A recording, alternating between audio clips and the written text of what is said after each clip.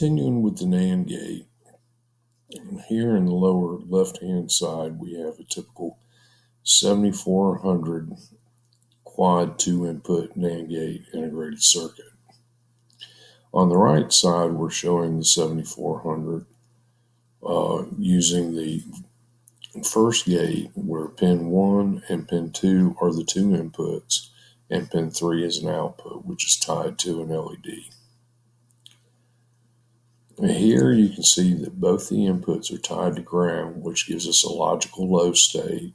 The logical low state on both inputs results in a high output on pin 3, which illuminates the LED.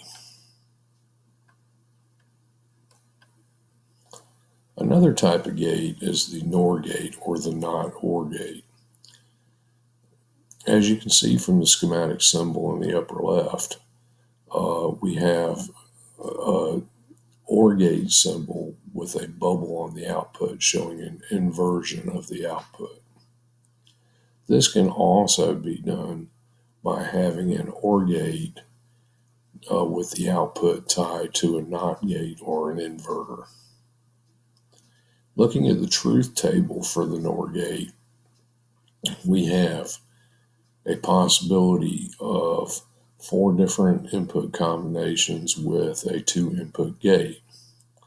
And the only time that we have a high output condition is when both the inputs are low. Now, when we look at this on a timing diagram, we can see that the only time that we have a high output is when both input A and input B are in a low state.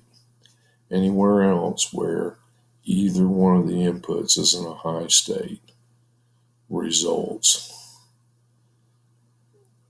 in a low output.